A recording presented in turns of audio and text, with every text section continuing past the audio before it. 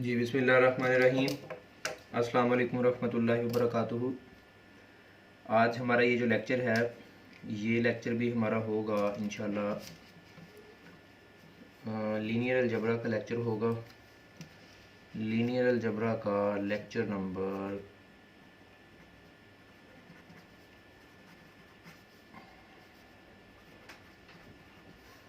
Linear algebra का ये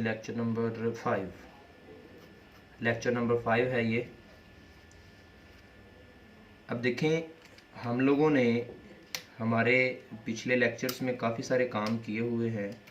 अगर तो आप में से किसी ने पिछला लेक्चर छोड़े हुए हैं, पिछले लेक्चर तैयार नहीं किए हुए, उनके लिए आज का लेक्चर समझना थोड़ा सा बल्कि काफ़ी सारा मुश्किल हो जाएगा। लेकिन अगर आप लोगों ने वो पिछले वाले लेक्चर सारे के सारे 100% और अच्छी तरह से तैयार किए हुए हैं, तो फिर ये आज के लेक्चर्स में कुछ भी ऐसा नहीं है कि कहा जाए कि कुछ समझ ना आए या कुछ भी थोड़ा सा भी मुश्किल लगता हो। इंतहाई आसान, इंतहाई बहुत ही ज़्यादा आसान लेक्चर है और 80% 90% पिछले लेक्चर्स पे डिपेंड कर रहा है। तो यकीनन इसलिए फिर आप लोगों को यकीन हो रहा होगा कि आइडिया हो रहा होगा कि पिछले लेक्चर्स कितने इंपॉर्टेंट हो सकते हैं। अगर आपका 90% पिछले लेक्चर्स पे डिपेंड कर रहे हैं तो इसका मतलब डेफिनेटली बात है कि आपको अच्छी तरह से पिछले लेक्चर्स तैयार रखने चाहिए जी। और बहुत सारे क्वेश्चंस मैंने आपको करने के लिए दिए हुए हैं, असाइनमेंट के तौर पे दिए हुए हैं। असाइनमेंट आप लोगों की कंप्लीट होनी चाहिए एज सुन एज पॉसिबल। आप लोगों से असाइनमेंट की जो है ना रिकॉर्ड की जाएंगी। तो आप लोगों के पास अगर कोई चीज़ मिसिंग है तो as soon as possible within very few days आप उसको कंप्लीट कर लें। अदरवाइज़ जिस तरह की सिचुएशन चल रही है, आपको पता है ऑनलाइन क्लासेस हैं, हर चीज़ अर्जेंट बेसिस पे हो रही है। तो अगर ये मतलब नहीं करेंगे तो मामला डिस्टर्ब हो सकता है, आपका नुकसान हो सकता है इससे जी। बजाय इसके कि अच्छी सी जीबी बनते बनते मेहनत करते करते 1 2 4 दिन क्योंकि लेट होने से 1 2 4 दिन काम के लेट होने की वजह से ही कोई नुकसान हो जाए या असाइनमेंट्स के मार्क्स ना मिले, क्विज के मार्क्स ना मिले।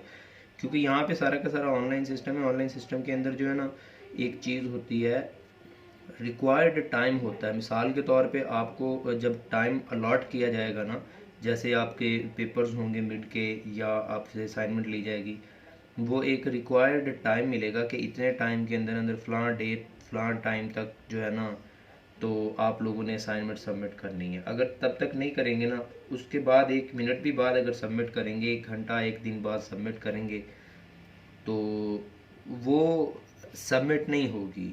वो एप्लीकेशन जो ऐप होगी वो आपकी उसको एक्सेप्ट नहीं करेगी क्योंकि रिक्वायर्ड टाइम ड्यू टाइम तो गुजर चुका होगा। और ये अगर हाँ लाइव होता तो टीचर्स के साथ तो एक्सक्यूज़ किया जा सकता है, सर जी ये आज का ये था, वो था, ऐसे था। वो तो कंप्यूटर है ना, उसने तो मतलब इस बात की आपकी कोई वो नहीं करनी कि आपको कोई मजबूरी थी नहीं थी जैसे भी था जो भी था। इसलिए आप अपना ड्यू टाइम से पहले पहले अपना काम 100% कंप्लीट रखें, इससे पहले कि आपको कोई नुकसान हो या आपकी कोई प्रॉब्लम्स आनी शुरू हों। अपना काम कंप्लीट रखें जी। आज के लेक्चर्स की तरफ मूव करेंगे। अगर पिछले वाले लेक्चर्स तैयार हैं तो आज के लेक्चर्स में कुछ भी नहीं है। वैसे हम लोगों ने पीछे काम किया क्या का कुछ हुआ है मैट्रिक्स के अंदर, मैट्रिसेस के लिए हम लोगों ने ज़्यादा काम हमारा आज का जो अटैच होना है वो इसी चीज़ के साथ, पिछले काम के साथ अटैच होना है कि हम लोगों ने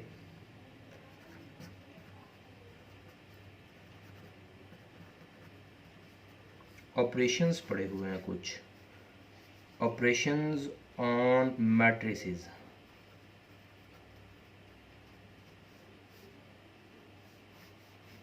ये चीज़ें हम लोगों ने डिस्कस की हैं, काफ़ी अच्छी तरह से डिटेल में डिस्कशन की हैं। इसके अंदर हम लोगों ने काफ़ी सारी चीज़ें पढ़ी हैं। फॉर एग्ज़ाम्पल सबसे पहले हम लोगों ने क्या पढ़ा था, एडिशन।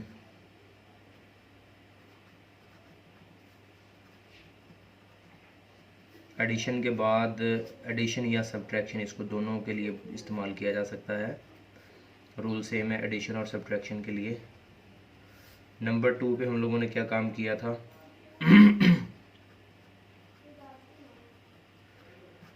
ट्रांसपोज। नंबर 3 पे हम लोगों ने क्या काम किया था, एडजॉइंट। एडजॉइंट हमने ऑफ ऑर्डर 2/2 एंड ऑर्डर 3/3 दोनों मैट्रिक्स के लिए किया है, 2/2 ऑर्डर के लिए भी और 3/3 ऑर्डर के लिए भी। जी नंबर 4 पे हम लोगों ने क्या किया है, डिटर्मिनेंट।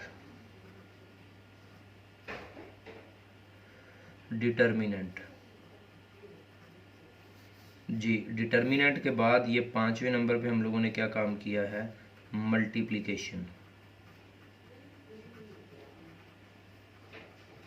मल्टीप्लिकेशन के साथ हम लोगों ने ये एक ऑपरेशन ही समझ लें 6 नंबर पे जो है ना, इन्वर्स बेसिकली तौर पे डिटर्मिनेंट और एडजॉइंट के साथ मिलके बनता है। ये चीज़ें हम लोगों ने सीखी हैं। इनके अंदर से हमारे पास बहुत ज़्यादा इम्पोर्टेंट टॉपिक जो है ना फर्दर एक्सीड होने वाला, एक्सटेंड होने वाला, हम उसको देखते हैं। कौन सा है, डिटर्मिनेंट। जी डिटर्मिनेंट को हम लोगों ने पहले सीखा हुआ है अच्छी तरह से, क्या है क्या नहीं है। जहाँ तक बात है डिटर्मिनेंट के काम करने की, डिटर्मिनेंट आप लोगों ने कैसे कैसे सीखा है वो मैं आपको बताऊंगा। हाँ, एडजॉइंट निकालते हुए आप लोगों ने डिटर्मिनेंट पहले सीख लिया था जब आपके पास 3/3 ऑर्डर का एडजॉइंट निकाला था। तो एडजॉइंट 3/3 ऑर्डर का निकालते हुए आपने दो और चीज़ें सीखी हैं। कौन कौन सी, कोफैक्टर्स और माइनर्स। माइनर्स और कोफैक्टर्स आप लोगों ने एडजॉइंट निकालते हुए पहले भी फाइंड किए हुए हैं। जी अब इसके बाद मैं कहता हूँ हम लोग देखेंगे डिटर्मिनेंट्स। डिटर्मिनेंट को सॉल्व करने के लिए आपको मैट्रिक्स का होना ज़रूरी होता था। सबसे पहले हमने बहुत सिंपल सा काम किया कि अगर सपोज हमारे पास कोई एक मैट्रिक्स है, छोटा सा मैट्रिक्स है 1 4 3 10। अब देखिएगा फर्स्ट डायगोनल, लेकिन उसको तरीकाकार जो है वही करेंगे, सीधी लाइंस में लिख के 1 3 4 10। जी फर्स्ट डायगोनल को मल्टीपल करेंगे, 1 को 10 से मल्टीपल करेंगे, 10 1s are 10। सेकंड डायगोनल को 3 4s are 12, दरमियान में माइनस 10 - 12 माइनस का 2 आ गया। जी ये एक मैट्रिक्स है जो कि ज़ीरो नहीं आया। एक ऐसा मैट्रिक्स जिसका डिटर्मिनेंट ज़ीरो ना हो उसको नॉन सिंगुलर मैट्रिक्स कहते हैं।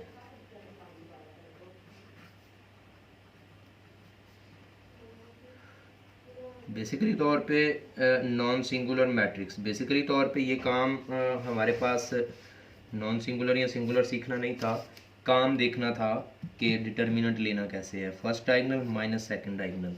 ये बताया हुआ है, रिपीट करवा रहा हूँ क्योंकि इसी से रेलिवेंट, अगर अब हमने इसी के काम करने हैं बहुत ज़्यादा। जी और अगर किसी मैट्रिक्स का कोई एक बी मैट्रिक्स है, उसका डिटर्मिनेंट लिया, जवाब ज़ीरो आ गया, तो वो मैट्रिक्स सिंगुलर मैट्रिक्स कहलाएगा। सिंगुलर मैट्रिक्स ये था 2/2 ऑर्डर का डिटर्मिनेंट्स, जिसका डिटर्मिनेंट लेना, मैट्रिक्स था जिसका डिटर्मिनेंट लेना बहुत ज़्यादा आसान था, हम लोगों ने ले भी लिया। जी इसके बाद मैं कहता हूँ अगर मेरे पास कोई एक मैट्रिक्स m दिया हुआ है, सपोज कोई एक मैट्रिक्स मेरे पास सपोज m दिया हुआ है जिसके एलिमेंट सीधी लाइनों में लिखता हूँ, मैंने उसका डिटर्मिनेंट ही फाइंड करना है। जी 1 5 2 5 0 -1 3 2 1। 3/3 ऑर्डर का डिटर्मिनेंट कैसे ओपन करेंगे? 3/3 ऑर्डर का डिटर्मिनेंट देखते हुए हमारे पास 3 रोज और 3 कॉलम्स हमें नज़र आ रहे हैं। इन 3 रोज और 3 कॉलम्स में से किसी भी एक रो या किसी भी एक कॉलम को हम एक्सपेंड कर सकते हैं। एक्सपेंड करने का मतलब ये है, मिसाल के तौर पे मैं कहता हूँ पहली ही रो को एक्सपेंड कर लें, लिख भी दें तो अच्छी बात है, बाय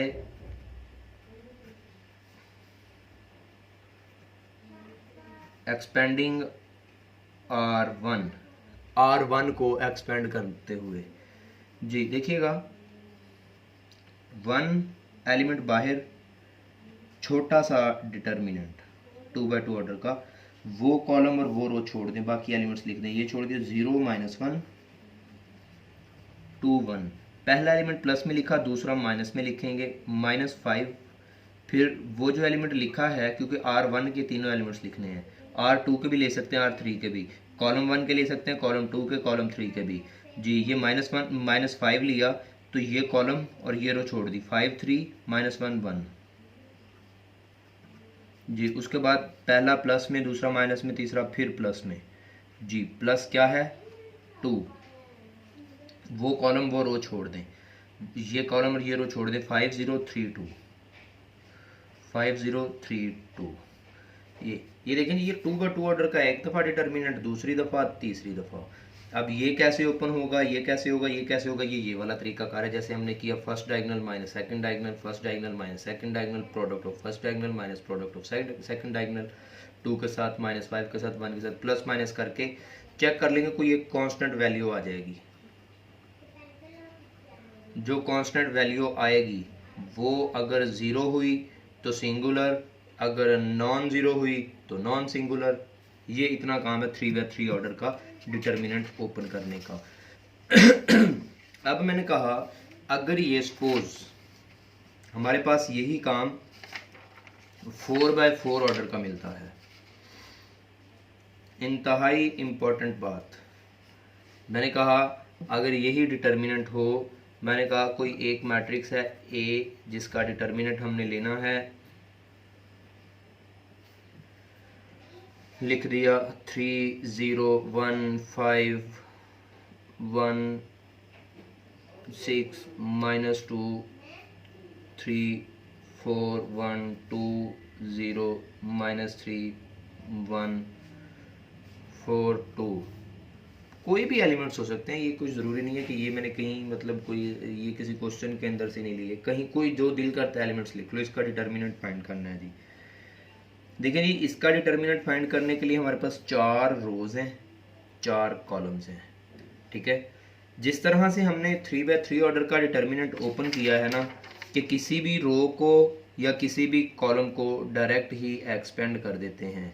इसको डायरेक्ट एक्सपेंड करने के बाद 3/3 ऑर्डर का डिटर्मिनेंट था ना, एक्सपेंड करने के बाद 3 छोटे डिटर्मिनेंट मिले 2/2 ऑर्डर के, ठीक है। सेम काम इसमें करना है, किसी भी रो को या किसी भी कॉलम को एक्सपेंड कर लेना है।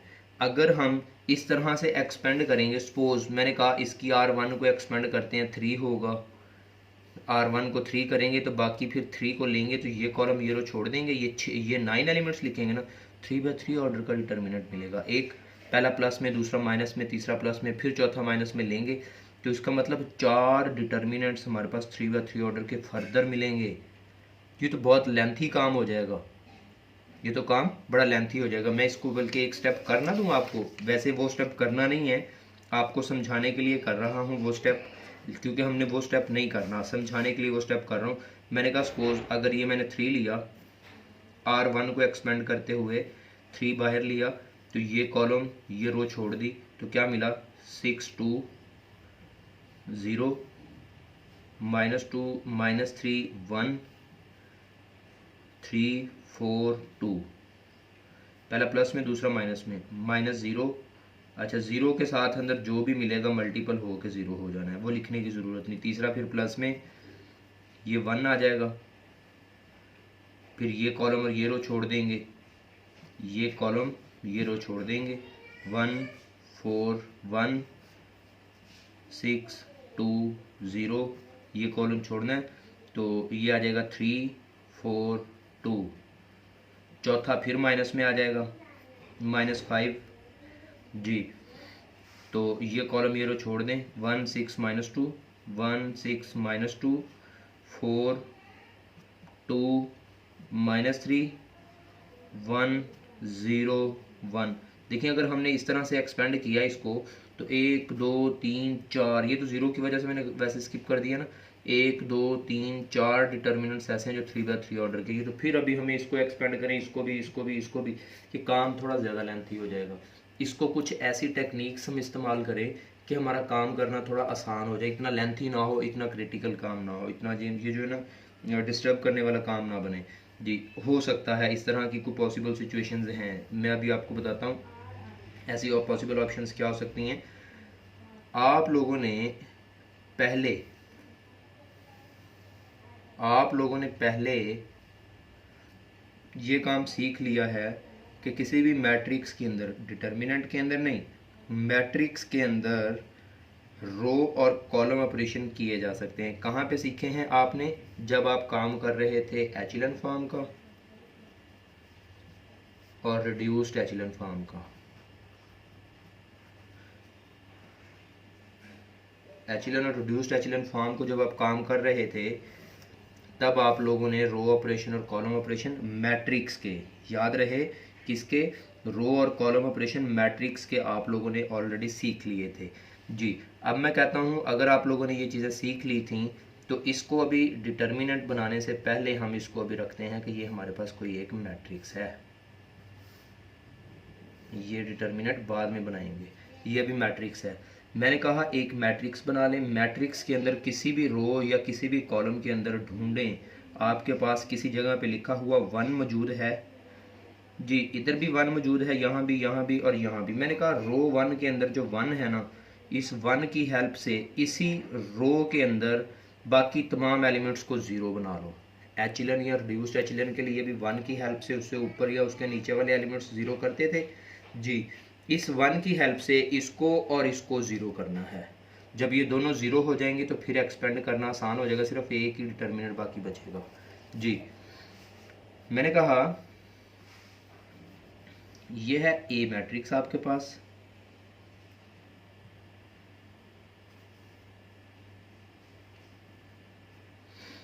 कॉलम 3 के ऊपर कोई ऑपरेशन नहीं होगा, कॉलम 1 के ऊपर ऑपरेशन होगा क्योंकि ये एलिमेंट मुझे चेंज करना है इसकी हेल्प से। मैं कह सकता हूँ कॉलम 1 के ऊपर ऑपरेशन होना है, ठीक है। कॉलम 1 को माइनस करना पड़ेगा 3 के साथ कॉलम 3 को मल्टीपल करके। देखो 3 माइनस ये 3 है, ये कॉलम 1 है, माइनस 3 ये 1 को 3 से मल्टीपल करो, 3 1 3, 3 माइनस 3 तो 0 हो गया, ये 0 आ गया जी। 1 माइनस ये माइनस और ये माइनस मिलके प्लस हो गया, 1 प्लस 2 3 6, 1 प्लस 6 कितना हो गया, 7 हो गया जी। उसके बाद ये आ गया 4 ये माइनस और ये माइनस मिलके प्लस हो गया, 3 3 9, 4 प्लस 9, 4 प्लस 9 कितना हो गया, 13 आ गया। अब ये देखो ये 1, ये वाला 1, C1 के लिए ये वाला 1 आ गया, ये सेम, माइनस 3 को 1 से मल्टीपल करो, 3 1 3, 1 माइनस 3, माइनस का 2 आ गया, 1 माइनस 3, ये हमारे पास आ गया कॉलम 1। देखो इसके अंदर मेरे पास जो पहली रो के अंदर 0 चाहिए था वो मिल गया। अब इसके अंदर दूसरे कॉलम को हम वैसे ही लिख दें क्योंकि उसके अंदर पहली रो में 0 मौजूद है, 6 2 0। अब देखो कॉलम 3 एज इट आएगा क्योंकि उसके अंदर इस 1 की ज़रूरत है, उस 1 की हेल्प लेनी थी हमने। 1 माइनस 2 माइनस 3 1। अब मुझे इस 5 की जगह पे वो 0 लेके आना है। ये हम काम कर रहे हैं किसके ऊपर, कॉलम 4 के ऊपर।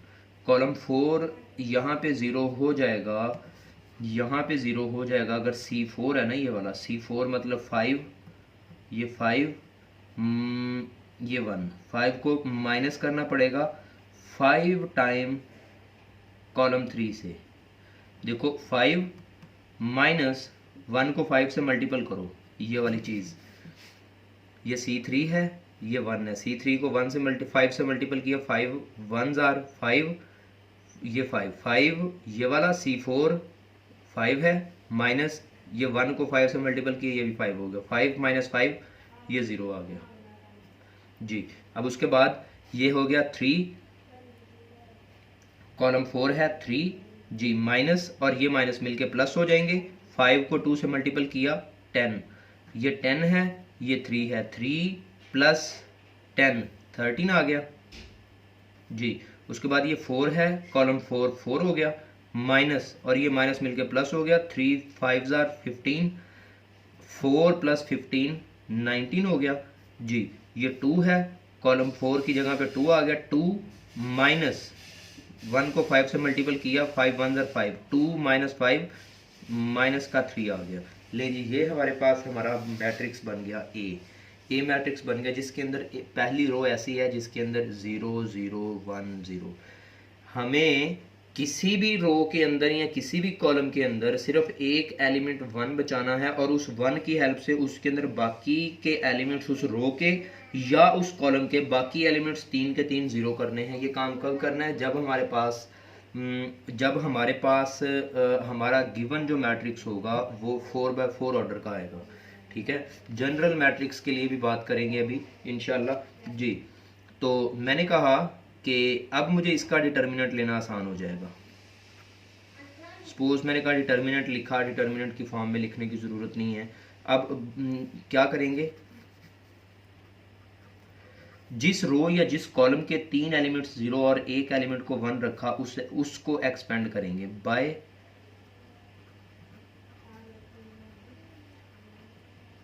Expansion of R1। रो 1 को एक्सपेंड करेंगे जी। ए का डिटर्मिनेंट आएगा, देखो ये पहला एलिमेंट लिया, उसके बाद 0 है ना, ये कॉलम ये रो छोड़ देंगे, बाकी एलिमेंट बाहर 0 है तो सारे अंदर के एलिमेंट जो भी मिलेगा इस 0 ने मल्टीपल होकर सबको 0 करना है। पहला प्लस में दूसरा माइनस में, ये 0 है जी, बाहर 0 है तो अंदर जो भी मिलेगा सारा 0 हो जाएगा।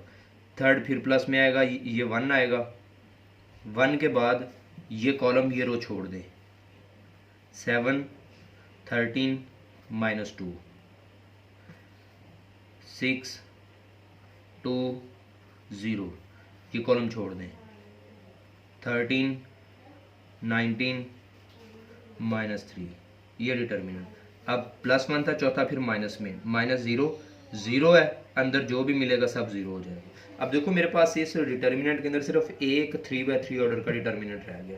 इसका मतलब 4x4 ऑर्डर को कन्वर्ट किया जा सकता है 2-3 ऑपरेशन करने के बाद 3x3 ऑर्डर का मैट्रिक्स में।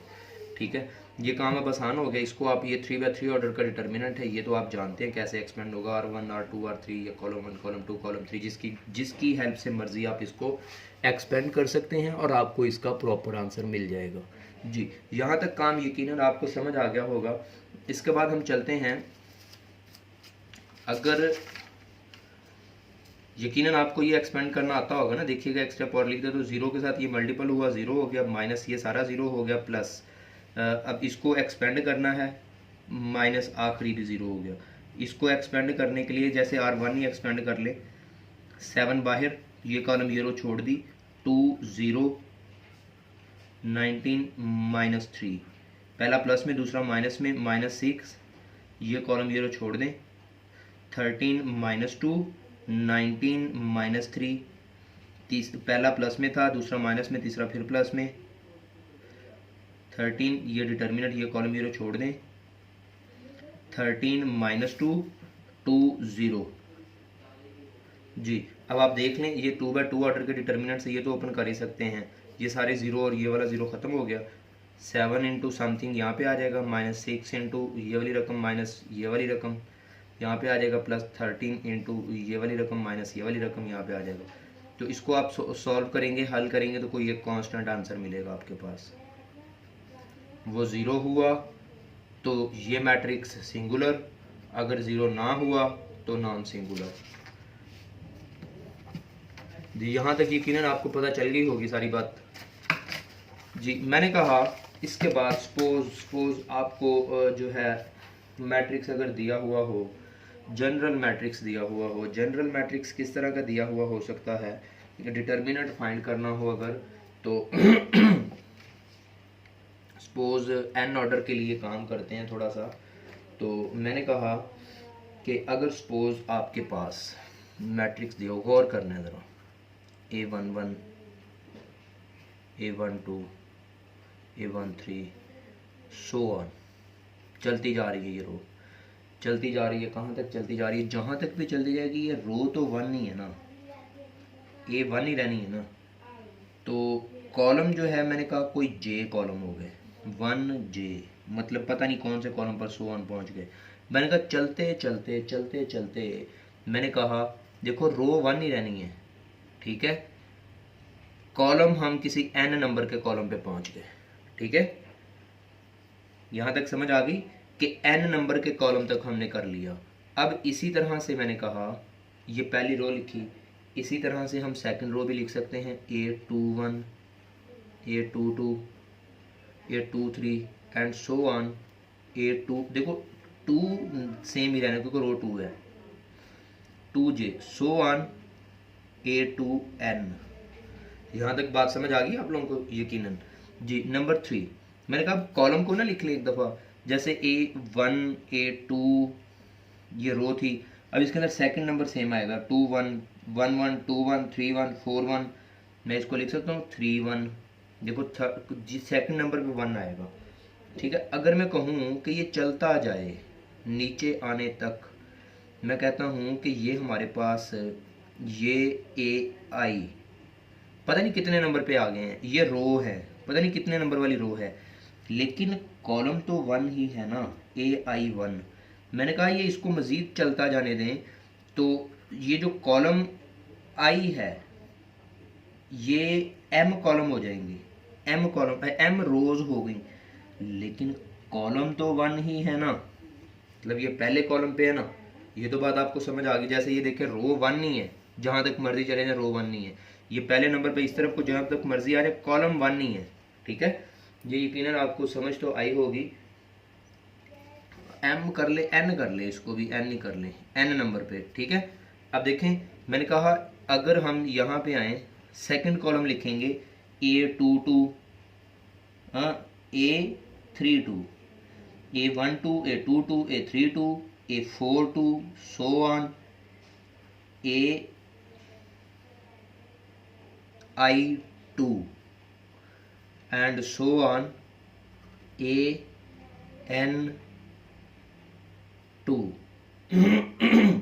ये बात समझ आ रही होगी।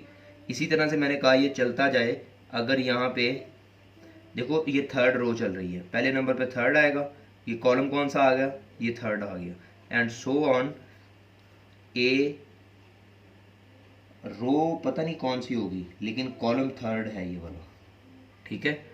एंड सो ऑन चलते चलते देखिए मैंने कहा ये हमारे पास रो का नहीं पता N हो गए लेकिन कॉलम थर्ड ही है, ठीक है। अब इसी तरह से चलते चलते चलते चलते मैंने कहा जैसे आपको पता चला इसकी, अब देखिए A31 32 33 चलते चलते 3 रो 3 रहनी है ना, A3J, ठीक है। चलते चलते रो 3 ही रहनी है 3N, ठीक है। अब देखो जैसे आपको पता है ये 1 ये 2 ये 3 ये J है, कॉलम सेम आ रहा है, ठीक है। रो सारी चेंज हो रही। मैंने कहा अगर इसको मैं एक्सटेंड करता जाऊं तो ये देखें आपके पास A एलिमेंट लिखा 1 2 3 4 5 6 सो ऑन, ये मैं कहता हूँ मैं I नंबर पे पहुँच गया, देख ठीक है, ये I नंबर पे पहुँच गया, कॉलम कौन सा है J पे पहुँच गया। इधर से भी अगर देखें मैं ये देखें 1 2 3 column number 1 column number 2 column number 3 4 so on J column पे पहुँच गया। सो ऑन चलता जाऊँ तो मैंने कहा इसके अंदर देखो रो सेम रहनी है, क्या चीज़ सेम रहनी है, रो आई चलता आ रहा है, मैं कहता हूँ मैं रो सेम रहनी है I, लेकिन कॉलम N पे पहुँच गया मैं। अब देख लो इधर से भी अगर मैच करके देखो 1 रो 2 रो 3 रो 4 5 6 7 I रो तक पहुंच गया। अगर मैं कहूं कि 1 रो 2 रो 3 रो चलते चलते I रो चलते चलते मैं कहां तक पहुंच सकता हूं, N रो तक पहुंच सकता हूं, लेकिन कॉलम कौन से हैं, J कॉलम है, ठीक है। चलते चलते आप यहाँ से भी इधर को आ जाए, बेशक इधर से भी देखो N सेम है, रो सेम रहनी है, इधर से कॉलम सेम रहना है। तो इसका मतलब ये आपने एक जनरल मैट्रिक्स को लिखने का तरीकाकार देखा। जनरल मैट्रिक्स है ये आपके पास कोई भी हो सकता है,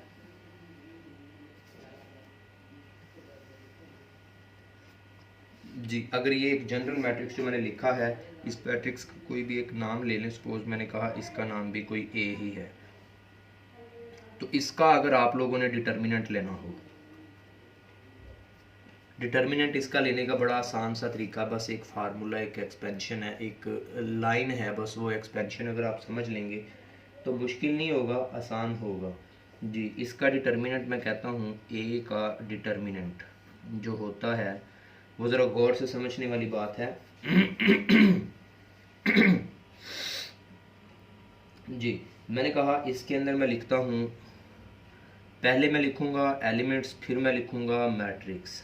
ठीक है, अगर मैं किसी भी चीज़ को एक्सपेंड करता हूँ, सपोज मैं रो को या कॉलम को एक्सपेंड करता हूँ, ये एलिमेंट आएगा, बाकी ये कॉलम ये रो छोड़ देंगे, बाकी फिर ये आएगा माइनस में, फिर वो कॉलम वो रो छोड़ देंगे, इसी तरह से आएंगे। लेकिन इसका एक फार्मूला है जनरल सा, जनरल फार्मूला है, उसके अकॉर्डिंग हम इसको ओपन करेंगे। वो क्या है? स्मॉल ए आई 1। अगर हमारे पास एलिमेंट है, ए है एलिमेंट, आई इसकी रो है, रो पता नहीं जो भी लेंगे, जो भी रो लेंगे, लेकिन कॉलम फर्स्ट लेंगे। ठीक है, तो उसके साथ मैट्रिक्स भी उसी का लेंगे, जो एलिमेंट लिया वही मैट्रिक्स लिया, AI1। ठीक है, इसके अंदर माइनस वाला काम नहीं है, सारे के सारे प्लस वाले काम हैं। अब मैं कहता हूँ AI1 था, AI2 ले लें तो मैट्रिक्स भी AI2 ले लिया, प्लस AI3 लिया तो मैट्रिक्स भी AI3 ले लिया, प्लस इसी तरह से चलते जाएंगे। AI जो है, अगर n लेंगे, एलिमेंट AI के साथ n लेंगे तो मैट्रिक्स भी AI के साथ n लेंगे। ठीक है, ये बात आपको यकीनन समझ आई होगी। तो इसी ये जो एक्सपेंशन है ना, इस एक्सपेंशन को इस और इस मैट्रिक्स की जो है ना, इस मैट्रिक्स का डिटर्मिनेंट कहते हैं। इसकी एक फॉर्म और भी हो सकती है, मैंने ये लिए रो इसके अंदर जनरल रखी है, कोई भी रो हो। मैंने कहा इसके अंदर कॉलम 1 था, ठीक है, मैंने कहा इसके अंदर हम कॉलम 1 था ना, तो इसको रो के ज़रिए भी एक्सपेंड कर सकते हैं। रो के ज़रिए अगर एक्सपेंड करेंगे ना, तो उसके अंदर मेरे पास ए का डिटर्मिनेंट किस तरह से लिया जा सकता है, ए एलिमेंट लें, उसको 1 करें, और ये जो सेकंड एलिमेंट है ना उसको जे करें, तो फिर उसका मैट्रिक्स भी A1J आएगा। ठीक है, प्लस अगर ये बात आपको समझ आ गई है तो A2J लेंगे, तो उसके साथ A2J, ये एलिमेंट है, ये मैट्रिक्स है, प्लस A3J लेंगे और उसका मैट्रिक्स भी A3J लेंगे। जी, अब चलते जाएंगे, प्लस सो ऑन चलते जाएंगे, तो देखेंगे कि हम J तो मतलब एज इट रहेगा, ये 1, ये 2, ये 3, सो ऑन, हम AN तक पहुंच जाएंगे, ANJ लेंगे तो मैट्रिक्स भी ANJ लेंगे। इन दोनों में से जो मर्जी एक्सपेंशन लगा लेंगे, आपके पास मैट्रिक्स को मैट्रिक्स का डिटर्मिनेंट लेने का n बाय n ऑर्डर का जो है ना, n मैट्रिक्स का जो है ना फार्मूला है डिटर्मिनेंट लेने का। ये यकीनन आपको समझ आ गई होगी, बहुत आसान था, मुश्किल नहीं था। इसके बाद हम चलेंगे थोड़ा सा अगले काम पे। अगला काम भी बहुत आसान है। अगला काम है आपके पास, बहुत ही ज़्यादा आसान है काम वो। अगला काम है, यही जो डिटर्मिनेंट को पढ़ रहे हैं ना,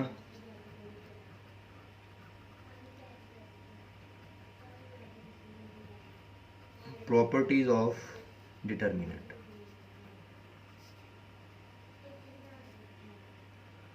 डिटर्मिनेंट की प्रॉपर्टीज बहुत आसान है, आप लोगों ने पहले भी पढ़ी होंगी, वैसे मैं अगेन करवा देता हूँ। बहुत आसान है, बहुत ही ज़्यादा आसान है, थोड़ी सी कंसंट्रेशन, थोड़ी सी तवज्जो की ज़रूरत है। इसकी पहली प्रॉपर्टी,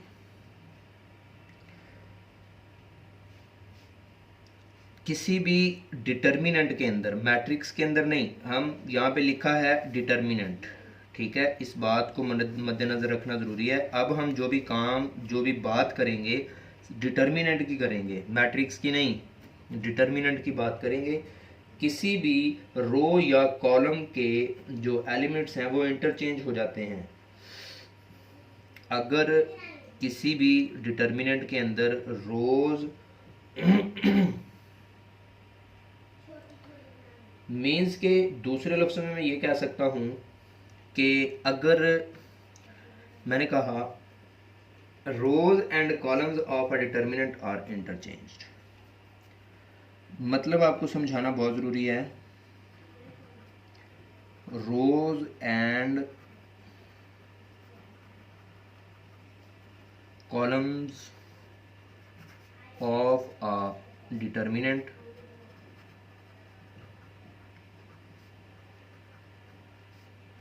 अगर डिटर्मिनेंट के रोज और कॉलम को आर इंटरचेंज किया जाए तो क्या होता है,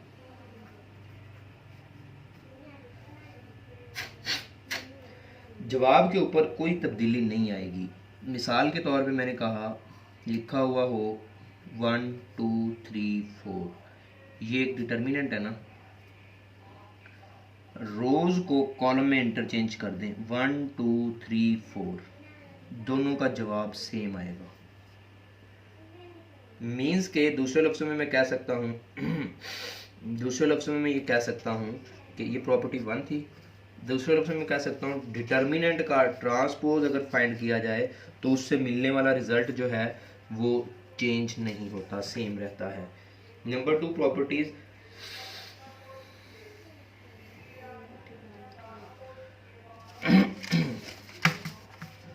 दूसरी प्रॉपर्टी है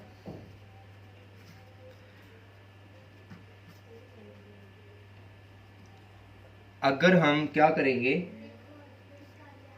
सिर्फ और सिर्फ मैं कहता हूं value of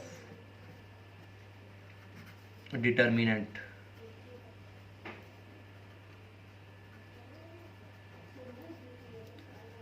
value of determinant change the sign,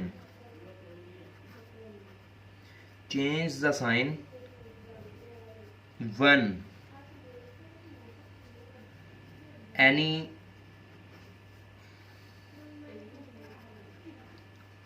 two rows are rows या कॉलम, कोई भी मतलब ब्रैकेट में आर कॉलम लिखना था, two rows or columns interchanged.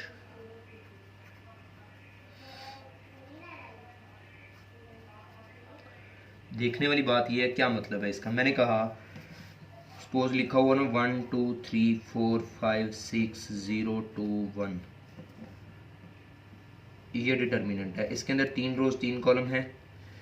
मैंने कहा इसमें से कोई से 2 रोज या कॉलम्स, जैसे ये 2 रोज हैं, इन दोनों रोज की जगह चेंज कर दे, ये पहली रोज दूसरी जगह पे चली जाए, दूसरी रोज पहली जगह पे चली जाए, या फिर दूसरी और तीसरी रो की जगह चेंज कर दी जाए।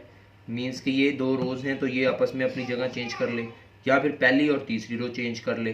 ठीक है, अब ये रोज के जरिए नहीं, कॉलम में भी किया जा सकता है। ये पहला कॉलम और दूसरा कॉलम जगह चेंज कर दे, पहला कॉलम दूसरी की जगह पे, दूसरा कॉलम पहले की जगह पे आ जाए, या फिर पहला कॉलम तीसरी कॉलम की जगह पे चला जाए, तीसरा कॉलम पहले की जगह। मतलब एक दफा कोई से 2 रोज या कोई से 2 कॉलम्स अपनी जगह चेंज कर दें तो जो जवाब मिलेगा वो नेगेटिव टाइम हो जाएगा।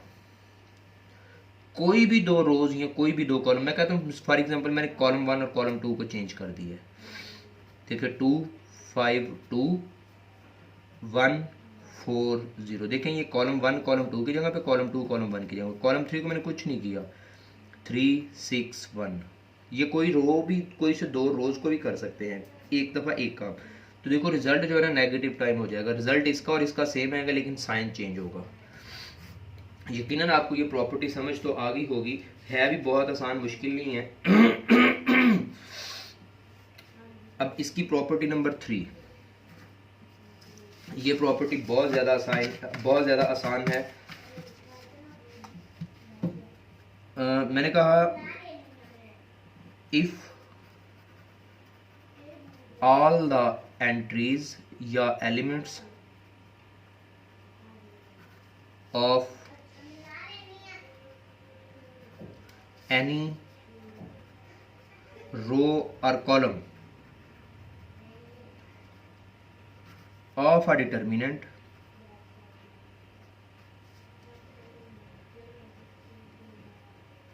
are 0, then result will be 0।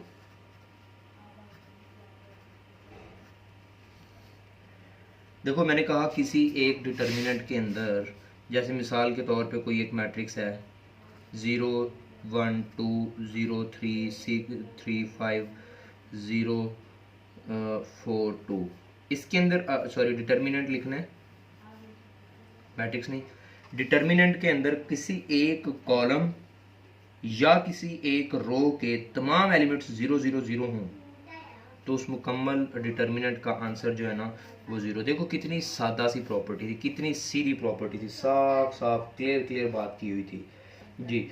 अब मैंने कहा प्रॉपर्टी नंबर 4 जो है वो भी इंतहाई आसान है, इसी के साथ थोड़ी मैच करती होगी। उसके लिए मैं वर्डिंग बोल देता हूँ आपको। मैंने कहा किसी भी एक डिटर्मिनेंट के अंदर कोई से दो रोज या कोई से दो रोज, सुने, कोई से दो रोज या कोई से दो कॉलम्स आइडेंटिकल हों। आइडेंटिकल मीन्स के सेम हों, एक जैसे हों। मिसाल के तौर पे मैंने कहा अगर यहाँ पे लिखा हुआ है 2 4 6 तो कोई और एक और रो भी 2 4 6 आ जाए, ठीक है, तो ये कुछ जो मर्जी है 1 3 9, ये दो रोज सेम है, जवाब 0 आ गया। 1 1 1 1 1 1 0 2 4, देखो इसके अंदर भी ये दो रोज सेम है, जवाब 0 आ गया, ठीक है। समझ तो आ गई होगी। ये 4 प्रॉपर्टीज है, देखिए कितनी आसान प्रॉपर्टीज है। डिटर्मिनेंट्स की प्रॉपर्टीज सारी की सारी बहुत आसान है, मुश्किल नहीं है इसमें कुछ भी जी। प्रॉपर्टी नंबर 5 इसकी क्या होगी?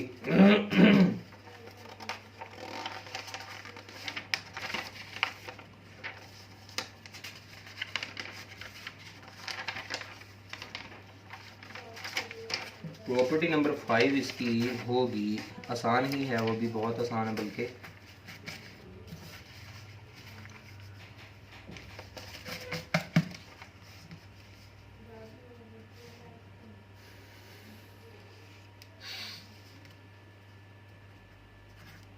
प्रॉपर्टी नंबर 5 भी मैं वैसे ही बता देता हूँ। प्रॉपर्टी नंबर 5 जी,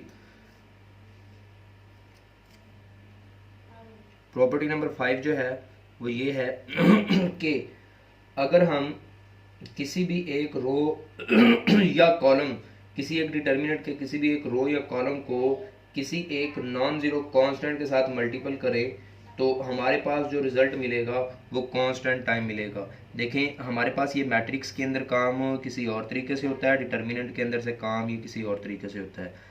5वीं प्रॉपर्टी और 6ठी प्रॉपर्टी एक दूसरे के साथ अटैच होंगी। ज़रा गौर बात जो है ना तवज्जो के साथ सुनने वाली होगी। 5वीं प्रॉपर्टी में मैंने लिखा कि अगर हम एक डिटर्मिनेंट है ना, सपोज ये वाला, सपोज मैंने कहा ये लिखा हुआ है 2 3 4 5, इसमें हम किसी एक रो या किसी एक वेक्टर मैट्रिक्स के अंदर स्केलर मल्टीप्लिकेशन करते हैं ना, तो वो जो बाहर वाला नंबर होता है ना मल्टीपल होने वाला, वो सारे एलिमेंट्स के साथ मल्टीपल होता है। इसके अंदर ऐसा नहीं होता। इसके अंदर हम किसी भी रो या किसी भी कॉलम को स्पेसिफिक करके किसी कांस्टेंट से मल्टीपल कर सकते हैं। मिसाल के तौर पे मैंने कहा मैं k के साथ मल्टीपल कर रहा हूँ R1 को, R2 को, कॉलम 1 को, कॉलम 2 को, किसी को भी मल्टीपल कर सकता हूँ। मिसाल के तौर पे मैंने कहा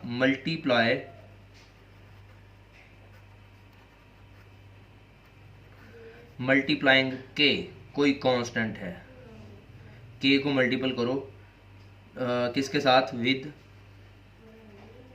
किसके साथ कर लो, किसी के साथ भी कर लो, कॉलम 2 के साथ, R2 के साथ कर लो, रो 2 के साथ। लें जी, मैंने इसके साथ किया, रो 2 के साथ मल्टीपल करना है, रो 1 के साथ तो कुछ नहीं है, 2 3, ये आ गया 4k, ये आ गया 5k। देखें इसका जो जवाब मिलेगा ना, सॉल्व करके देख लें, k टाइम होगा इसका जवाब और इसका जवाब, जो इसका जवाब होगा ना वही होगा लेकिन k टाइम होगा। ये हम R2 के साथ किया, R1 के साथ भी कर सकते थे, कॉलम 1 के साथ, कॉलम 2 के साथ, जिसके साथ मर्जी कर सकते थे, ठीक है जी। k टाइम हो जाता है। मतलब ये 5वीं प्रॉपर्टी ये थी कि अगर हम किसी भी एक रो या किसी भी एक कॉलम को किसी भी कांस्टेंट से मल्टीपल करें तो उसका रिजल्ट सेम ही रहता है, लेकिन उस कांस्टेंट टाइम हो जाता है वो रिजल्ट, ठीक है। अब इसकी प्रॉपर्टी नंबर 6 है, बहुत आसान प्रॉपर्टी है, पांचवी के साथ काफ़ी हद तक ये अटैच भी होती है। तो मैंने कहा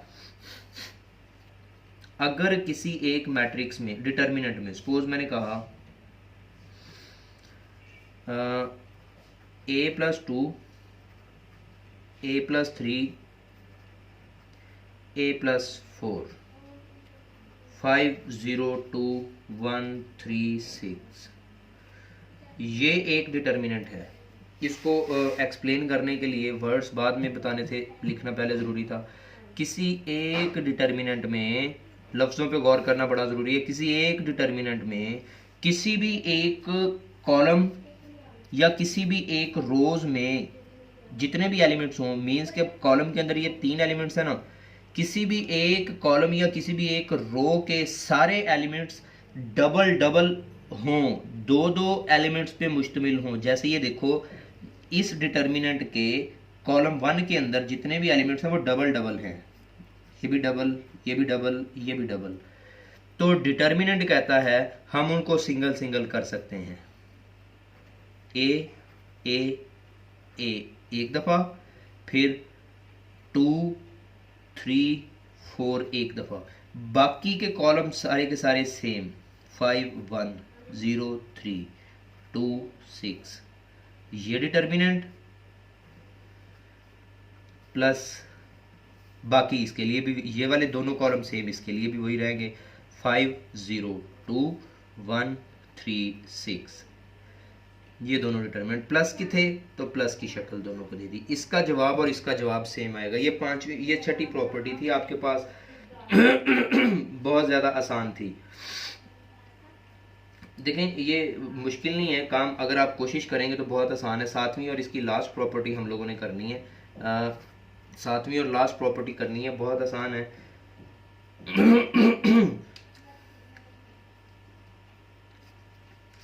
देखें सातवीं प्रॉपर्टी भी बहुत ज़्यादा आसान है, बहुत ज़्यादा आसान है।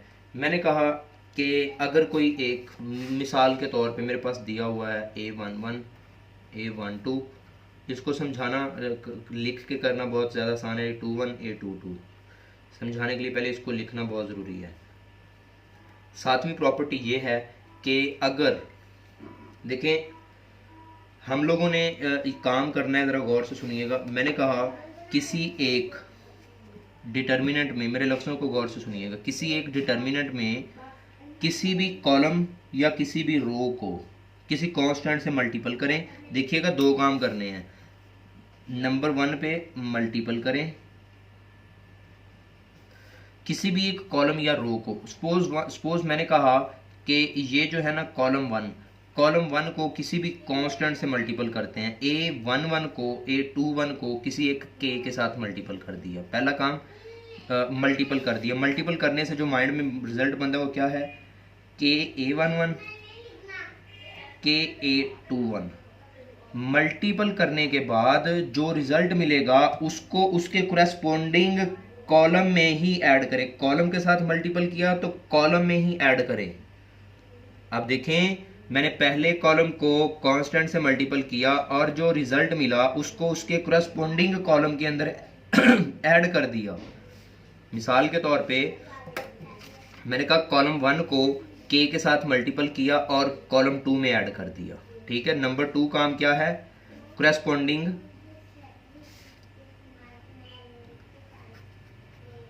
कॉलम में ऐड करना है, ठीक है। अब देखो मैंने कहा ये a11 a21 सेम रह गया। अब ये तो सेम रह गया ना, इसको इस्तेमाल करना है, सेम तो रह गया, इसको इस्तेमाल कैसे करना है, इसको k के साथ मल्टीपल किया था और इसमें ऐड करना है। देखो a12 प्लस k a11, देखें a22 प्लस k a21, ये वाला जो रिजल्ट था इसमें मैंने ऐड कर दिया। ले जी, इसका जवाब और इसका जवाब सेम आएगा आपके पास, इन दोनों चीज़ों का जवाब आपके पास सेम आएगा 100%। जी ये 7 प्रॉपर्टीज़ हैं, ये देख लें। 7 प्रॉपर्टी फिर रिपीट कर दो, किसी भी एक डिटर्मिनेंट में किसी भी कॉलम या रो को किसी कांस्टेंट से मल्टीपल करके कोरेस्पोंडिंग कॉलम या रो में ऐड करें तो जो जवाब होगा इसका और जो जवाब होगा इसका वो सेम आएगा। इनके रिजल्ट्स जो है, इनके आंसर जो है ना वो सेम आएंगे। यकीन आप लोगों को ऑपरेशंस ही थे सारे के सारे, आसान काम था। वैसे आइडिया था, मेरा प्लान था कि थोड़ा काम और करवाते हैं इंशाल्लाह, नहीं तो बाकी काम जो है ना नेक्स्ट लेक्चर में करेंगे। यहाँ तक काम आप लोग कंप्लीट करेंगे, अच्छी तरह से तैयार रखेंगे। बहुत शुक्रिया, अल्लाह हाफिज़।